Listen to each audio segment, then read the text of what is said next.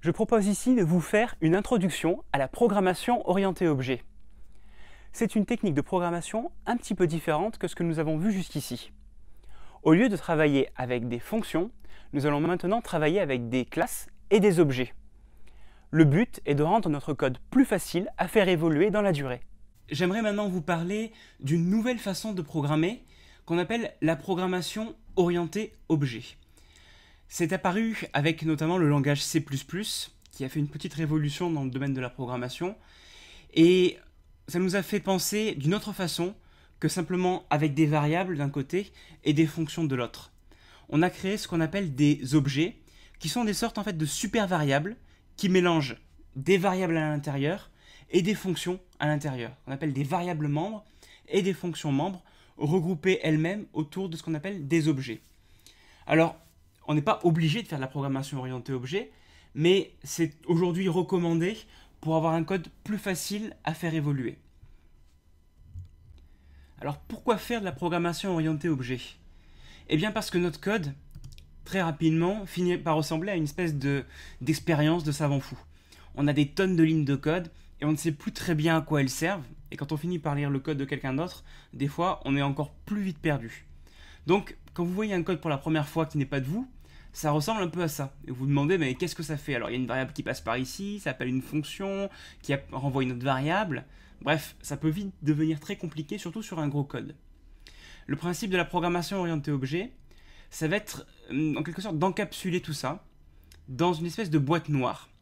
Une boîte noire qui contiendra effectivement notre code et toute la complexité, mais qui va fournir à l'utilisateur, et là je parle du développeur, c'est-à-dire nous, tout un tas de fonctions, de boutons plus simplifiés que les opérations qui se trouvent derrière, avec un écran qui va nous donner des retours et des résultats plus clairs et plus simples. Le principe est donc, en quelque sorte, de masquer la complexité derrière le code et de donner des outils très simples pour le programmeur qui arrive derrière pour effectuer les actions qui se trouvent derrière. Évidemment, cette personne-là, qu'on peut imaginer qui est nous en fait, qui est le développeur et qui appuie sur des boutons pour faire des actions, cette personne ne voit pas ce qui se passe à l'intérieur. Dans la réalité, le cube est complètement opaque et ça, ce cube, c'est ce qu'on appellerait notre objet qui fournit des fonctions pour manipuler le contenu de l'objet. Si on veut créer un objet en PHP, il va d'abord falloir créer ce qu'on appelle une classe. La classe, c'est un petit peu le plan d'architecte qui explique comment ensuite créer des objets à partir de ce plan. Imaginez par exemple quand vous voulez construire une maison, vous n'imaginez pas que vous le feriez sans plan d'architecte à la base. Eh bien c'est justement à ça que sert la classe. Elle représente comment créer la maison, et ensuite, grâce à ce plan, on peut créer une maison, ou on peut même en créer 2 ou 3 basés sur ce plan. Eh bien c'est le même principe en PHP, la classe représente le plan, et les objets sont ce qu'on appelle les instances de la classe, c'est-à-dire les matérialisations concrètes du plan. Alors concrètement, comment faire pour créer des objets en PHP? Eh bien on va devoir commencer par écrire la classe qui représente les objets. Ici, je vous propose de créer une classe membre. La classe membre va représenter des membres dans notre système informatique. Une fois qu'on a fait ça, bien sûr il faudra la remplir et dire ce qu'il y a à l'intérieur, on va pouvoir créer des objets basés sur cette classe. Par exemple, je peux créer l'objet Robert qui va être un membre, et pour dire que c'est un membre, on va écrire Robert égale new membre, comme ceci.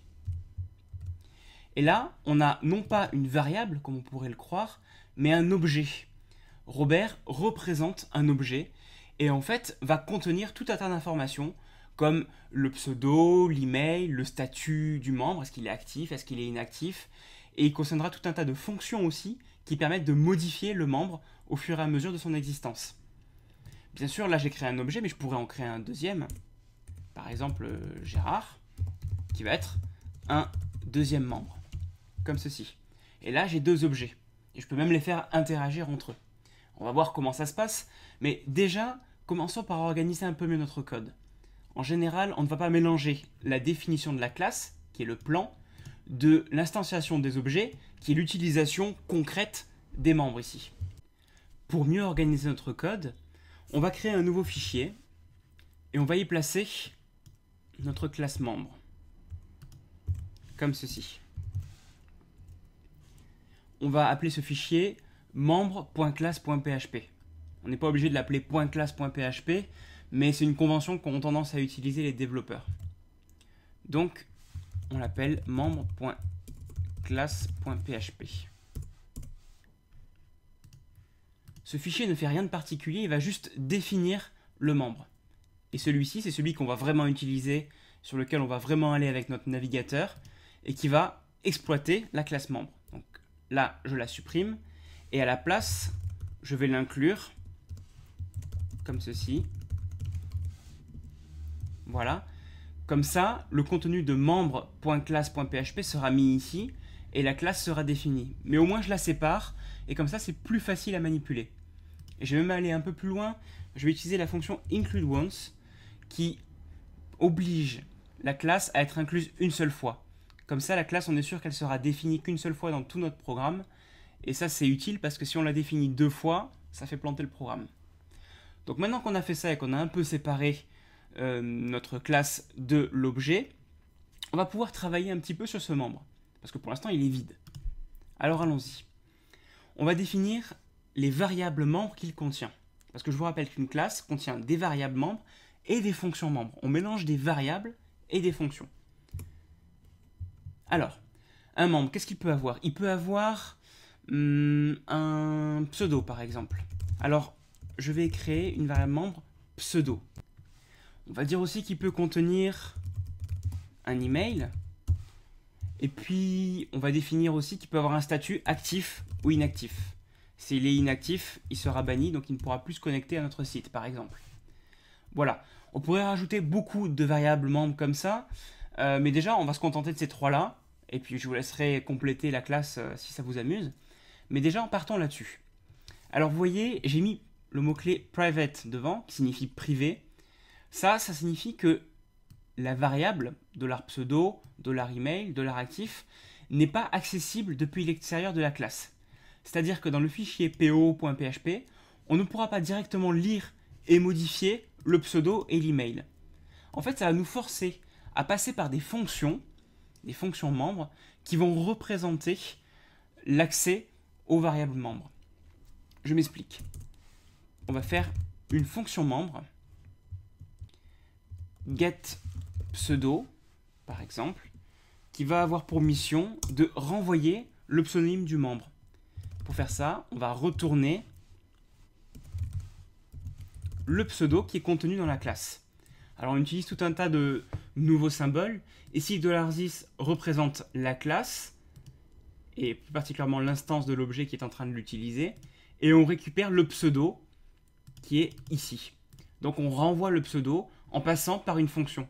Ça revient au même, en théorie, que d'accéder directement à la variable pseudo, mais au moins, on fait un garde-fou qui est la fonction qui va pouvoir faire des tests aussi, ou des manipulations avant de le renvoyer à l'utilisateur.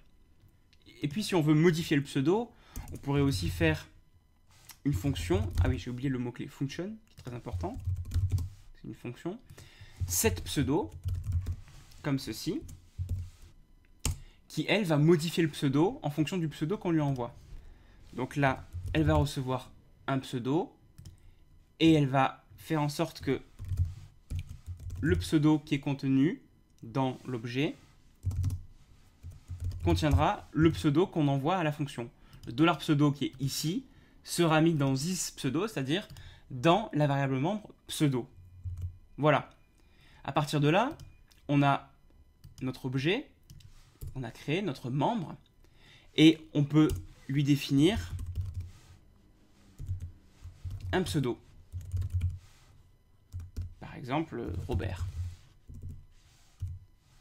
Comme ça, on vient d'écrire le pseudo Robert dans l'objet membre qui est représenté par cet objet-là, $Robert.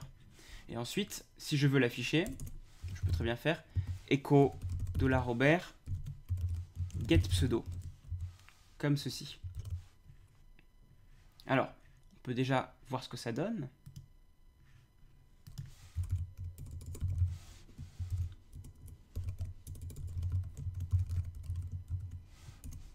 Voilà.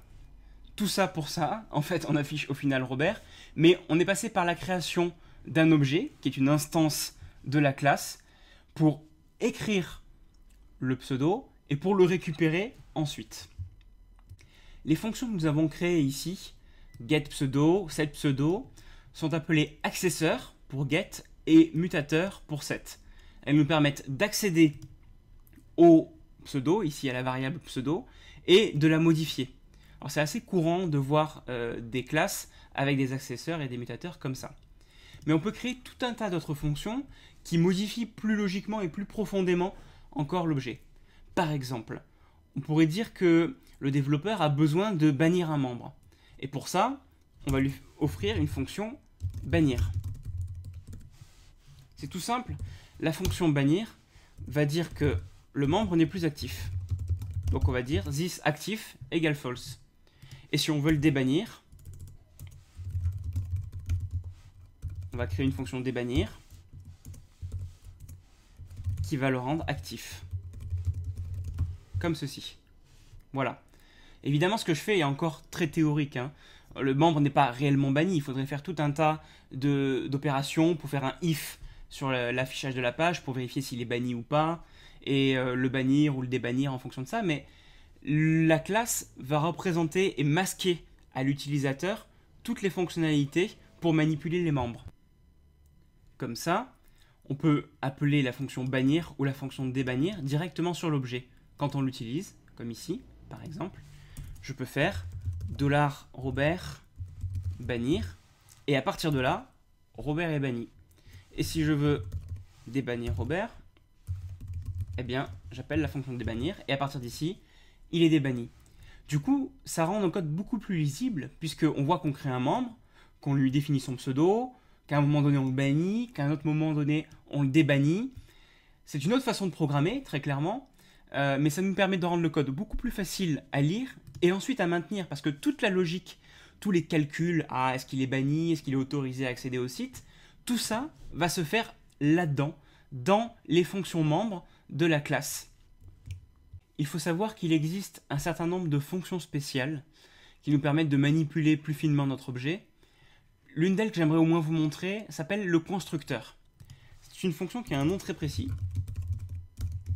qui commence par 2 underscores, donc 2 tirés du bas, et qui s'appelle construct.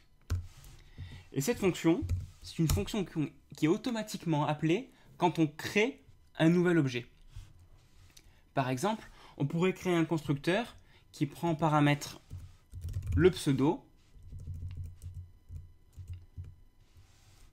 et qui définit le pseudo de notre objet grâce à ce qu'on nous a envoyé en paramètre. Alors vous allez me dire, c'est exactement pareil que cette pseudo. Effectivement, elle a ici exactement le même rôle. Mais l'intérêt ici, c'est que on va pouvoir créer notre objet, vous vous souvenez, notre objet Robert ici, directement avec un pseudo. Pour ça, il suffit, lorsqu'on crée le membre, lui envoyer ici son pseudo, par exemple Robert. Et là, quand on fait ça, ça appelle le constructeur. Donc ça envoie ce paramètre ici, en pseudo. Et du coup, le membre est automatiquement initialisé avec le bon pseudo. Et on pourrait envoyer d'autres paramètres, évidemment, si on voulait initialiser en plus l'email. On pourrait d'ailleurs dire par défaut que le membre est actif. Parce qu'on va dire qu'un membre qu'on vient de créer est forcément actif au départ. On ne va pas le bannir du premier coup quand même, le pauvre. Donc, actif égale true, comme ça, le membre est directement actif. Alors, on peut essayer. On peut l'appeler Robert au début, afficher son pseudo, et ensuite changer son pseudo pour, je sais pas, s'il a envie de changer de nom, il a envie de s'appeler Gérard, comme ça, voilà. Il s'appelle au départ Robert dans le constructeur. Du coup, quand on fait get pseudo, à ce moment-là, il s'appelle bien Robert. Ensuite, on change son pseudo, on l'appelle Gérard. Et là, eh bien, du coup, si on fait get pseudo, eh bien, il s'appellera Gérard. Donc, on va avoir d'affilée Robert et Gérard qui devraient s'afficher sur notre écran. Voilà. Bon, c'est pas forcément très joli parce que j'ai pas fait de retour à la ligne, mais vous avez compris le principe. Ça s'exécute dans l'ordre et ça nous permet, avec tous ces appels de fonctions, de modifier au fur et à mesure l'objet. Il a vraiment un cycle de vie. On le crée, on y accède, on le modifie, on le manipule, on le bannit, on le débannit, bref, on peut tout faire. Et c'est nous qui créons ce concept d'objet en écrivant la classe qui est constitué là de variables membres, qu'on met privées pour ne pas pouvoir y accéder immédiatement, et de fonctions membres qui, elles, seront en général publiques et qui nous permettent de manipuler en général le contenu des variables membres. Alors ce que je viens de vous faire là est vraiment une introduction très simple, très basique à la programmation orientée objet. En fait, c'est beaucoup plus riche, beaucoup plus complexe que ça, mais dans une seule vidéo comme ça, je ne pourrais pas forcément tout vous présenter. Mais au moins, vous avez les principes de base de la programmation orientée objet.